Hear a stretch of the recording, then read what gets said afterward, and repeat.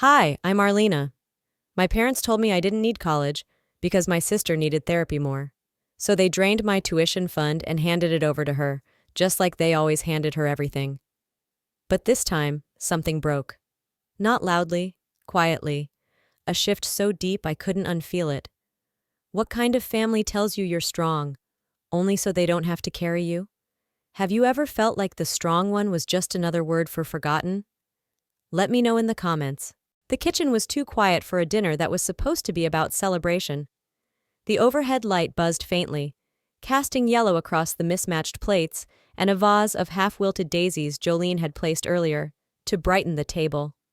She was already seated when I walked in, curled in the chair closest to Mom, laughing softly at something Dad must have said before I got there. I dropped my bag by the counter and waited. No one asked how my final presentation went. No one even looked up. Mom finally turned with that practiced warmth, the kind she wore at church, and said, "Oh good, you made it. We were just waiting to start." She didn't ask about my internship interview. Didn't ask if I needed help with rent now that I'd cut hours at work to finish my thesis. Jolene, in her oversized knit sweater and fresh blowout, looked perfectly at ease. She always did, and lately, she'd been trying her best, which seemed to earn her the kind of praise I hadn't seen in years. Dinner was baked chicken, dry as usual. I picked at it as small talk rolled over me like fog. Dad mentioned the news, Mom said something about the neighbor's dog escaping again, and Jolene giggled every few minutes to fill the spaces no one else wanted to own. I waited. Maybe they'd remember what tonight was supposed to be. It wasn't until dessert, store-bought cheesecake, that it dropped. Mom cleared her throat, knife halfway through a slice. "We need to talk to you about your college fund." My fork stopped just before reaching my mouth. "Jolene's found a new treatment program. It's intensive and expensive," she said. Her voice softened, almost apologetic. "We've decided to redirect the fund to cover it." I didn't say anything at first. Dad added, "You're smart, you'll figure something out. But your sister, she needs help." I stared at the melting cheesecake. "I graduate in 3 months," I whispered. Silence. A click of the air conditioning switching on. Jolene blinked as if surprised too, but didn't say a word. Something inside me folded. Later, in my room, I called Deacon. He picked up on the second ring. "How was dinner?" he asked. "Fine," I lied, watching the ceiling fan spin slowly above me. "They're just worried about Jolene." I remembered my 12th birthday, when she'd thrown a tantrum because her slice of cake was smaller. She'd locked herself in the bathroom and cried for an hour. No one came back to sing the second verse of Happy Birthday. I remembered Mom brushing my hair that night, whispering, "Strong girls don't cry."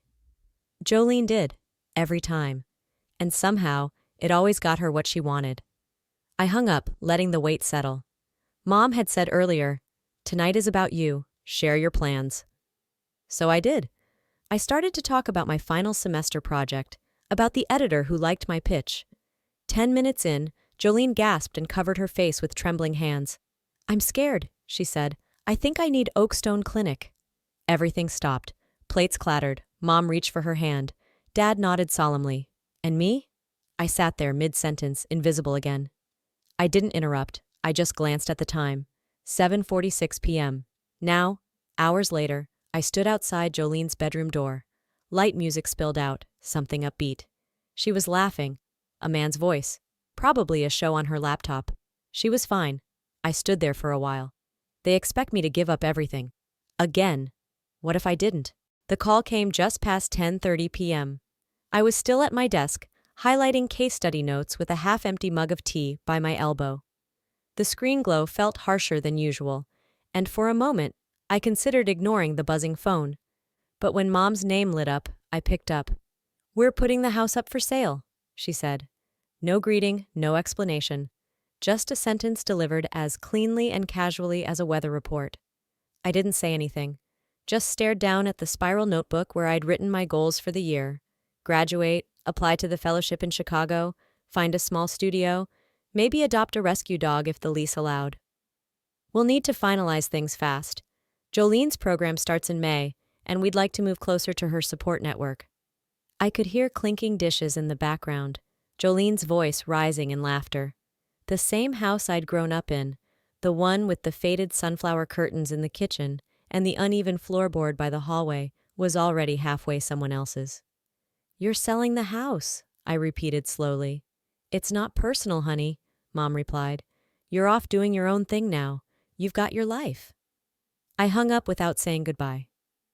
10 minutes later, I found myself standing in front of the storage bin under my bed, pulling out old shoeboxes and dust-covered photo albums. Inside were my childhood trophies, debate team finalist, junior editor of the school paper, a certificate for perfect attendance from 8th grade. Jolene never cared for trophies, but she got her room remodeled at 14, while I spent 2 summers sleeping on a broken pull-out couch when Aunt Lila stayed over. I packed the shoeboxes in silence. Legacy doesn't always come with warning labels. Sometimes it just vanishes in a single call. The next morning, I drove out to see Ruthlyn. She didn't ask why I came. She just opened the door in her soft cardigan and poured tea into the good china, the kind with tiny blue flowers she only used when something needed saying. I didn't speak for the first 10 minutes, just sipped quietly, letting the warmth do something my body wouldn't. "They're selling it," I finally said. "The house." Ruthlyn nodded. "Without asking you. Like I didn't grow up there. Like my name isn't in chalk under the deck from when I was 6. She set her cup down, looked at me gently. "When they sell a home without telling you, it means they never built it with you in mind." That sat between us for a long time. That night, I drove past the house, just to look. The "for sale" sign was already staked into the lawn, bright white with red lettering. Jolene was on the porch in a sundress, waving at the real estate agent. She looked radiant, like someone staging the perfect life for a brochure. I didn't stop the car. I didn't slow down. They were moving on. I was never part of their us to begin with. Saturday night was quiet. Unusually so. The kind of stillness that makes the ticking of the wall clock sound like a hammer. I sat cross-legged on my bed, scrolling job listings, trying to pretend life was moving forward, trying to ignore the silence coming from my phone. Jolene hadn't replied to Mom's group text all day, not even her usual emoji-laced, "I'm just resting" note. At first I didn't think much of it. Jolene loved being chased. Silence was often her bait. Then Mom texted me directly. "Have you seen your sister?" Before I could type a response, Dad called. His voice shook like a branch in wind. "She's gone," he said. "She left a note." My body went cold. Gone? Like left town? Like what? "She said not to worry, but we can't find her, Arlena." I threw on my jacket. The keys nearly slipped out of my hands. At the hospital, Mom was in full panic. Hair disheveled, makeup smudged. She kept repeating, "I should have made her go to therapy last year. This is my fault." Dad stood beside her, checking his phone like he expected Jolene to magically appear on the screen. No one asked how I got there so fast. No one said my name. But I was the one Jolene had asked to be contacted. The nurse told us she'd been found in a cheap motel just outside town. Took something over the counter. Nothing fatal. Not even close. She'd insisted, no, demanded, that I be called. She kept saying her sister would understand. I didn't go in. I couldn't. Not yet. I sat alone in the corridor while my parents were ushered in, their concern stretching the walls around them. My phone buzzed. "I bet you're mad. But I had to make you feel something again. I read it twice, maybe 3 times. And then it was like a switch flipped. I remembered freshman year, the regional debate finals. I was set to win. 10 minutes before the first round, Jolene fainted in the girls' bathroom. They called off the match. I sat backstage, holding a trophy with no ceremony. It had always been like this. Whenever my name was on a banner, hers had to be in bold above it. This wasn't desperation. It was choreography. I didn't respond to the message. I stared at it until the screen dimmed and disappeared. I heard her laugh, faintly, from the room down the hall. I stood, walked out into the drizzle just beginning to fall outside. I didn't cry. I didn't pace. I just let the rain hit my face and whispered to myself, "I'm not doing this again." Later, back in my apartment, I created a folder in my phone. I named it Receipts. The doorknob turned without resistance. I hesitated for a split second, thinking maybe I hadn't locked it after all. It had been a long day at the library. Maybe I was just tired, distracted. But the second I stepped inside, I knew something was wrong. The light was on in the kitchen, even though I distinctly remembered turning it off that morning. A teacup I never used, one that sat at the back of the cabinet, was resting on the counter with a faint lipstick mark on the rim. The same shade Jolene always wore when she wanted to look put together. I walked slowly into the living room. Nothing was missing exactly, but everything felt rearranged. A throw pillow I kept on the left side of the couch was now on the right. My framed photo with Deacon, the one we took on our second anniversary, had been turned face down. I didn't call the police. I didn't even call Deacon. I went to my room, opened my laptop, and clicked on the folder labeled Career. It was where I kept all my job application materials, resumes, letters, drafts. Empty. I blinked, opened the trash bin. Nothing. Not a single document. I checked the recovery log. Deleted by user 2 hours ago. I hadn't been home in 8. That morning, Jolene had stopped by, said her internet was down, needed to send treatment forms. I let her sit at the dining table while I got dressed. She said she was grateful. I believed her. I sat at my desk and stared at the empty screen. For a moment, I thought maybe it was a fluke, a glitch. Then I remembered the faint scent of her perfume in the hallway, the slight shift in the air, like something had been taken, not just entered. I called Deacon. He picked up after one ring. "I think she was here," I said. "Are you okay?" I nodded, then realized he couldn't see me. "She used my laptop. All my files are gone." There was a pause. Then he said, "This isn't about attention anymore. She's making you disappear." I didn't respond. I opened a new document and titled it, Things She's Taken. Line 1, My Home. Line 2, My Chance. I saved the file 3 times. Once to the cloud, once to an external drive, once to my email. That night, I tried to sleep. I made tea, lit a candle, read the same sentence of a book 7 times without absorbing any of it. I felt like I was being watched, or worse, like I had already been watched and didn't know it. Just before bed, I opened my closet. One of my scarves was missing. A deep maroon one I hadn't worn since college, the one Ruthlyn gave me when I moved out. On my pillow was a sticky note. This looked better on me anyway, J. The door to Ruthlyn's house opened before I knocked twice. She smiled, warm but distracted, wiping her hands on a dish towel as she waved me in. "I thought I smelled apples," she said, nodding to the pie in my hand. "Sit. I'll make tea." The house smelled like cinnamon and fabric softener. I always felt more like a person here than I ever did at home. But something in the way she moved today, the slight twitch in her fingers, the way she fidgeted with a folded piece of paper, made the air feel heavier. We sat across from each other at the small table by the window. She didn't touch her cup. "Jolene came by 2 days ago," she said finally. My hands tightened around the mug. She didn't mention. She asked for help, said it was urgent, therapy-related. She looked scared. I already knew where this was going, but I nodded, let her finish. I gave her $5,000. It was all I could give without touching my emergency fund. I stared at the steam rising from my cup. She said she didn't want you to know, that she was embarrassed. Ruthlyn's voice cracked slightly, and I hated how much I hated Jolene in that moment, for making even Ruthlyn feel complicit. I didn't tell her what I felt. I just offered to help clean the kitchen.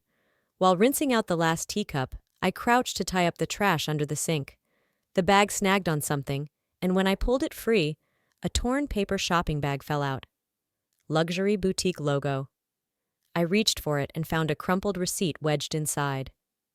Perfume, $180. Designer heels, $390. Date, 1 day after the money was given. I didn't say anything. I didn't react. I folded the receipt, slid it into my bag, and smiled when Ruthlyn thanked me for the pie. At home, I opened my laptop and dragged the file into the receipts folder, labeled it Misuse Ruthlyn. Then I sat with my notebook and scribbled a thought I couldn't shake.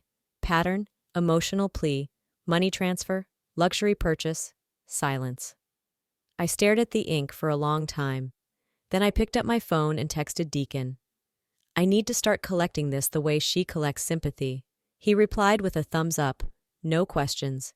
He knew better now than to ask. Before bed, I called Oakstone Clinic, the one Jolene always name-dropped when talking about treatment. I'm just trying to confirm an appointment for my sister, I said, soft and polite. Jolene May. It would have been sometime this month? The receptionist typed for a few seconds. I'm sorry, she said. We don't have anyone under that name this year.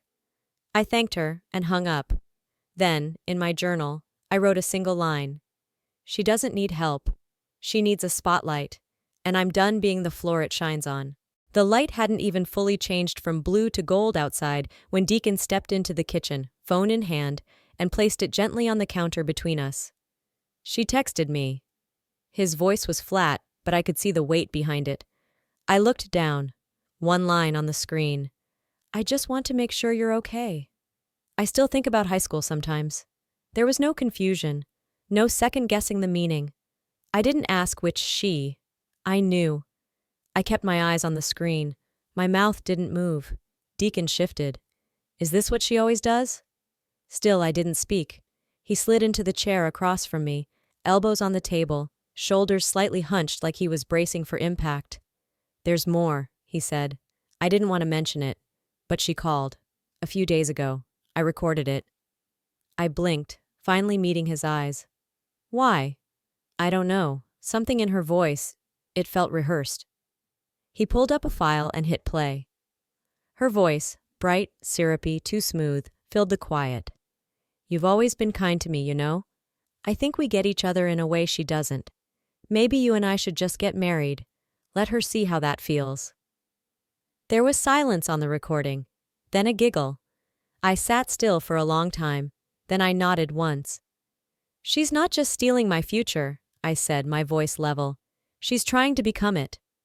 Later, I sat in my room with my journal open. She took my parents. She took my voice. Now she's trying to take my life. I wrote each sentence slowly like I needed to believe every word for it to stick. Underneath, I wrote one more line. I'm not going to survive this quietly. That evening, I showed up to dinner like nothing was wrong. Like I hadn't listened to my sister offer herself to the man I loved. Like I hadn't watched my entire future get hijacked one line of code, one broken door, one erased draft at a time. Jolene wore pale pink and a smile. She passed the salad bowl like this was Thanksgiving. No one noticed I hadn't brought anything. No one noticed I hadn't spoken. Until dessert. I stood as Mom lit a candle on the pie. Everyone turned toward me. If this continues, I said calmly, next time I won't be the one who walks away. The email came at 9:03 p.m. A rejection. We appreciate your interest in the Franklin Fellowship, but we respect your decision to withdraw from consideration. Withdraw? I sat still, staring at the screen. My heart didn't race. It just paused. I opened my sent folder. There it was, a short, cold email. Thank you for the opportunity, but I've decided not to pursue this fellowship. Signed with my full name, sent from my account, time-stamped 3 days ago. I hadn't opened that folder in over a week. I didn't feel rage. Not yet. Just a cold, slow realization. She didn't just sabotage me. She impersonated me. I remembered the last time Jolene had asked to borrow my laptop. She said she needed to upload insurance forms for her therapy center. She'd smiled, sitting at my table like it was hers, twirling her hair while she typed. I called Deacon. I need help, I said, with your tech brain. 10 minutes later, he was at my apartment, laptop open, fingers moving fast. We pulled login history, session logs, IP traces. One unfamiliar address. Rogers Street Wi-Fi, her apartment building. She'd logged into my email from her place and deleted the evidence from my device. But she hadn't deleted the cloud logs. She never was good with details. She didn't just trip you, Deacon said. She slammed the door and locked it behind her. I didn't answer. I printed the email. Then the login report. I stapled them together like evidence in a trial. Deacon watched me with quiet focus. You ready to show them? I shook my head. Not yet. Why? Because I don't want to prove anything to them anymore. I want her to say it out loud. That night, I sat at my desk and labeled a manila folder. For later. I slipped the papers inside, locked the drawer, and whispered to myself, I wasn't just gathering proof anymore. I was preparing a reckoning. The voicemail came just after sunrise. Jolene's voice was soft, almost kind. I want to talk, just us. I replayed the message 3 times. Her tone had that specific weight, too calm to be real. She wasn't calling to talk. She was calling to control the narrative before I could. Still, I called her back.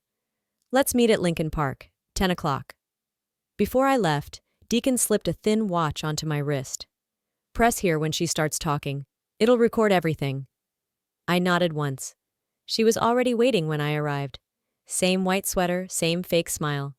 She patted the bench beside her like we were sisters on a Sunday picnic. Thanks for coming, she said. I didn't respond. Just sat, hands folded in my lap, feet planted firm.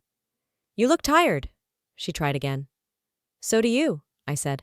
But I guess that comes with effort. That was when it started. You always had everything, she snapped.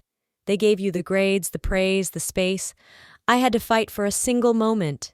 You had them wrapped around your finger, I said, voice steady.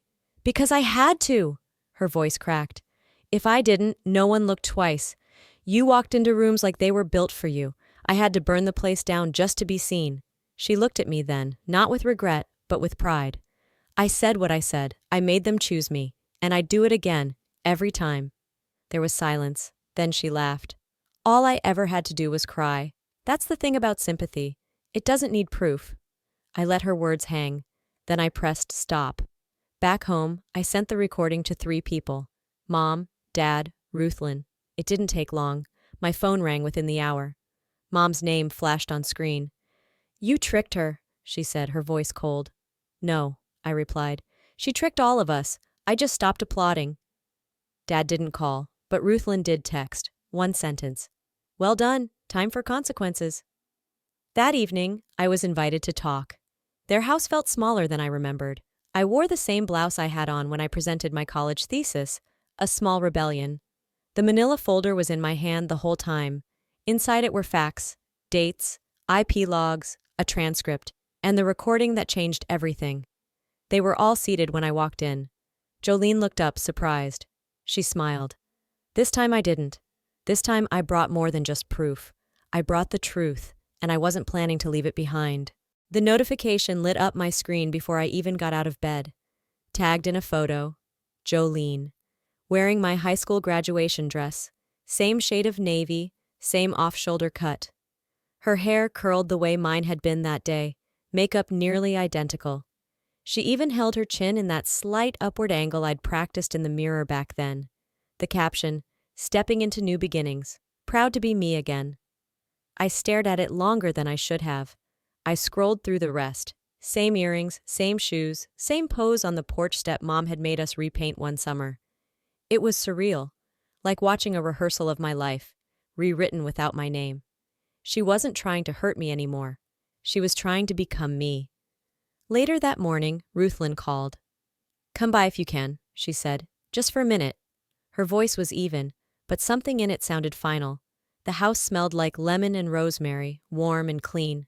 Ruthlyn was waiting at the table, 2 cups of tea already poured. Between them, a sealed envelope. My name was on it, written in her slanted, careful script. She didn't say much, just looked at me and nodded. Inside, the deed to her home, a transfer of savings, a notarized will. Taped to the back was a handwritten note, because you were the only one who never asked to be seen and still never disappeared. I didn't cry, but I sat there a long time, tracing the edge of the paper, letting that sentence echo somewhere far deeper than bone. That afternoon, I drove to my old neighborhood. The house was already on the market, empty, curtains drawn, paint a little more faded than I remembered. I let myself in with the spare key Mom had forgotten she gave me years ago. I walked through each room slowly, touching walls like they were pages of a book I was finally closing. My bedroom was stripped bare, save for the faint mark on the doorframe where Ruthlyn used to measure our height every summer. I didn't leave a note, just a photo, printed and framed. Me and Ruthlyn in her kitchen, laughing, heads tilted close. I left it on the kitchen counter. The good light hit it just right. Weeks passed. I applied for a grant, this time for a mentorship program supporting women who'd been made to feel small in their own homes. My proposal started with a sentence. Some of us survive by staying quiet, but some of us eventually learn to speak. Deacon walked in one morning with coffee and a smirk. The committee called. They're impressed. I smiled. This time I'm not running from anyone. I'm building forward. My phone buzzed again. Unknown number. I didn't check it. Just let it buzz, then fade. Some endings don't need answers, just space. Sometimes the hardest kind of grief isn't losing someone.